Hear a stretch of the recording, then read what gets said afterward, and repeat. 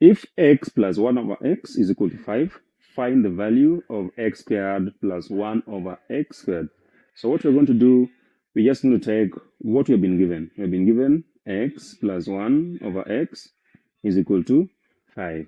So we want to use that information to solve this particular expression. So what we're going to do is just square both sides of this equation. So according to the quadratic identities, if you have a plus b squared, that is a plus b squared is the same as a squared plus 2ab plus b squared. So you can use this to write the side of the equation on the left-hand side. So this is going to be x squared plus 2 times x times 1 over x, which is just 2, plus 1 over x squared, which is just 1 squared over x squared. And then on the right-hand side, we're going to have 25. So as you can see, we can actually create this expression from our equation. So let us make sure that this is what we have on one side of the equation.